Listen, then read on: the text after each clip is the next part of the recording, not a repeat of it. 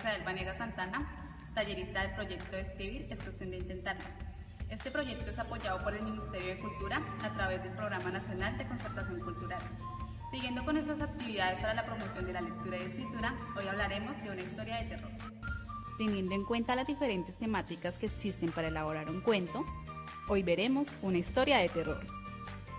Para realizar esta actividad de manera adecuada, debemos tener en cuenta la estructura del cuento. Recordemos que esta estructura está conformada por el inicio, el nudo y el desenlace. Es algo que ya hemos aprendido con las anteriores actividades.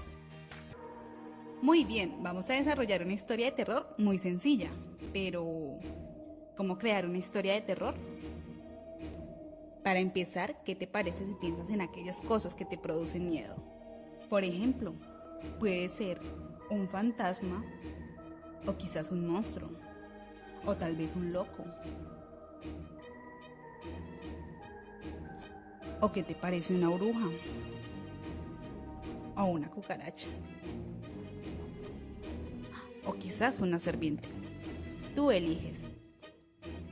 Muy bien, ahora que ya pensaste en todas aquellas cosas que te producen miedo y elegiste una de ellas, te voy a presentar el ejemplo de un cuento de terror. Este cuento se llama La casa embrujada. Bien, como sabemos, la estructura del cuento comienza con el inicio. A continuación, te voy a presentar el inicio de nuestra historia de terror. Martina, de tan solo 10 años, se mudó con sus padres a una casa grande y antigua que había sido remodelada recientemente.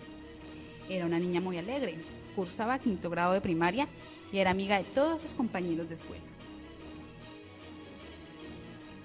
Al principio, a Martina no le agradó la idea de cambiarse de casa, ya que esto implicó apartarse de sus vecinos y de sus abuelos, los cuales vivían en la casa de al lado.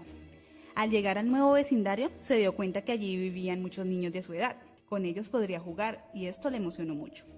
Bien, este fue el inicio de nuestra historia de terror. A continuación, te voy a presentar el nudo. Recuerda que en el nudo se presenta el conflicto o el problema del cuento que el protagonista deberá resolver.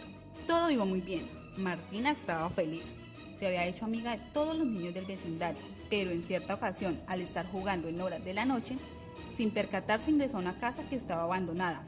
De repente comenzó a escuchar gritos y lamentaciones.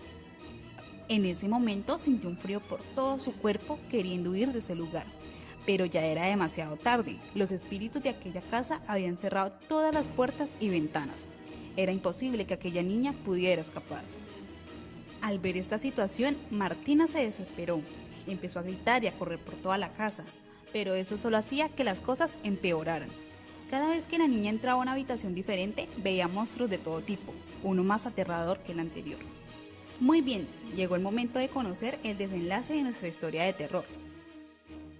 Martina, perdiendo todas las esperanzas, creyó que ese era su fin. Cerró sus ojos y lamentó haber salido de su casa a pesar de las advertencias de su madre. De repente, escuchó una voz que gritaba: «Martina, Martina, ¿en dónde estás?». Ella reconoció de inmediato esa voz. Era la voz de su padre, quien estaba preocupado por la ausencia de la pequeña y por eso había salido a buscarla. Al verlo comenzó a llorar de alegría. Los monstruos se habían ido y Martina regresó a su casa. Conscientes del peligro que acechaba a Martina, sus padres decidieron regresar a la pequeña pero confortable casa donde antes habían vivido de manera tranquila y feliz. Sin embargo, nunca dejaron de preguntarse por qué a Martina le había ocurrido esto. Muy bien, niños, y esta fue nuestra historia de terror. Ahora es tu turno de crear. Cuéntame tu historia de terror. Ten en cuenta la estructura del cuento, la cual se compone del inicio, el nudo y el desenlace. Nos vemos en una próxima actividad.